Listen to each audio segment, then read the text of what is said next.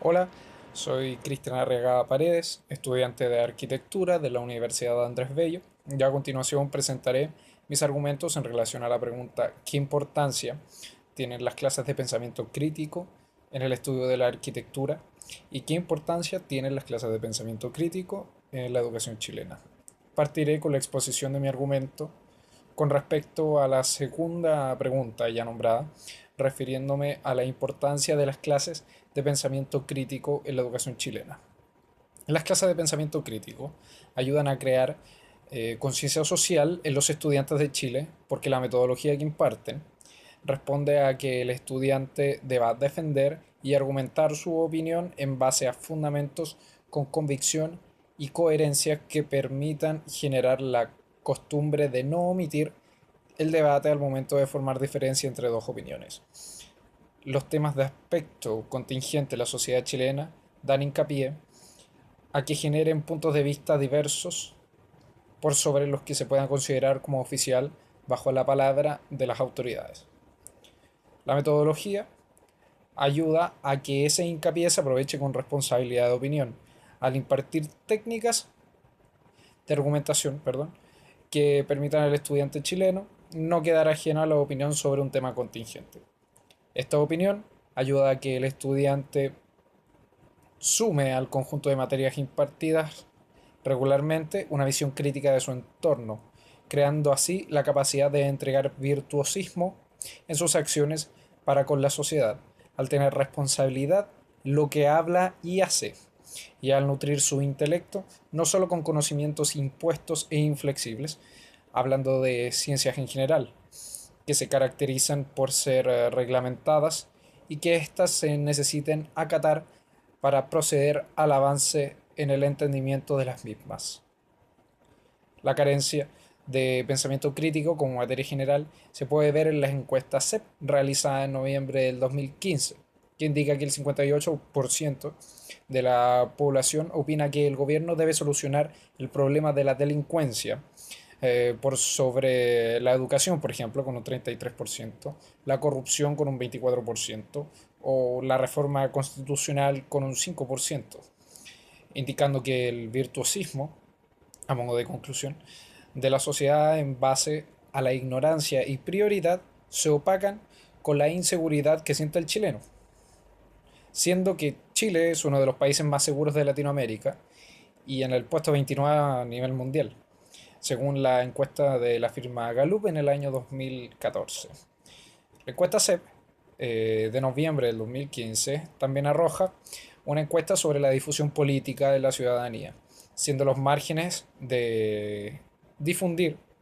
la opinión política con frecuencia, a veces o nunca. Los resultados indican que lo que mayor frecuencia tiene el chileno al momento de informarse es leer sobre política sin necesidad de difundirla con un 11%, mientras que el restante no lo hace o lo hace a veces. De lo menos frecuente, la participación directa en un partido político o con un candidato, siendo que solo el 1% de la población ha participado de algo. Arroja también que la principal razón de la pobreza es la falta de educación, con un 46% de la aprobación a esta pregunta. Aunque en proporciones de importancia, Chile no ha cesado su característica de un país en vías de desarrollo, debido a que el sistema de productividad de impuestos en este país, que establece un modo sistemático para trabajar,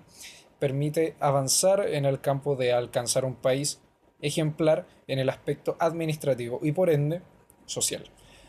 Pero es irrelevante ya que la falta de conocimiento social en el génesis de un ciudadano,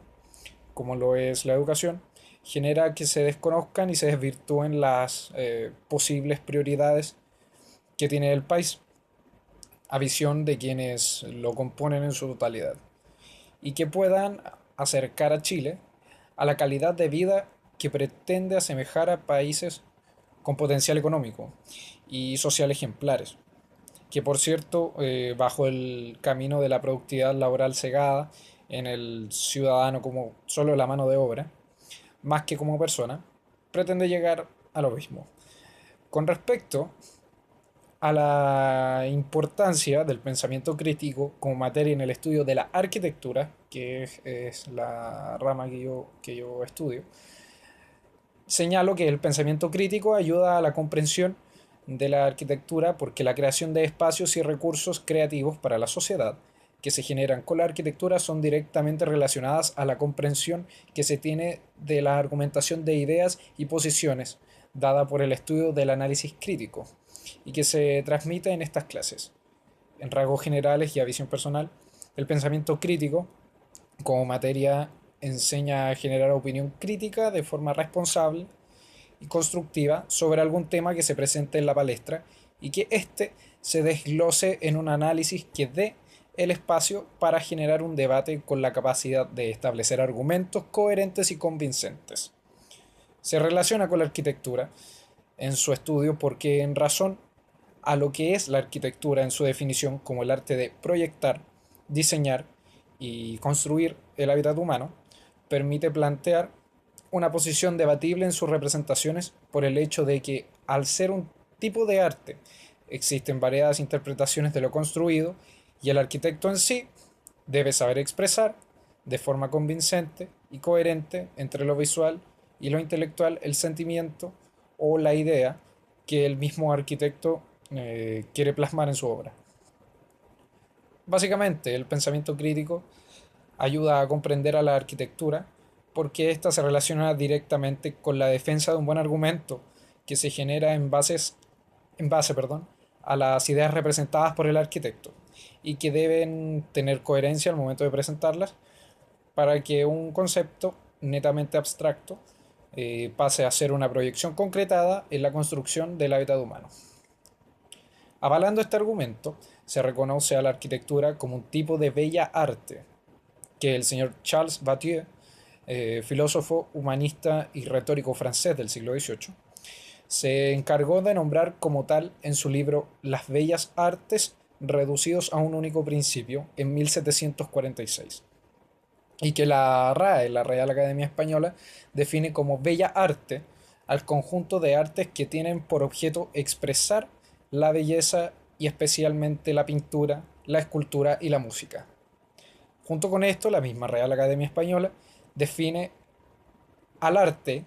como la manifestación de la actividad humana mediante la cual se interpreta lo real o se plasma lo imaginado con recursos plásticos, lingüísticos o sonoros. Debido a que se reconoce a la arquitectura como un tipo de manifestación plástica que interpreta lo real o lo imaginado, este debe tener un concepto o idea abstracta que sufre una metamorfosis hacia lo real y tangible, y que el arquitecto debe necesariamente dar a entender que ese cambio de estado tiene una coherencia o un sentido propio, y debe aceptar que al ser un tema o un concepto, este puede generar un debate al ser algo netamente interpretativo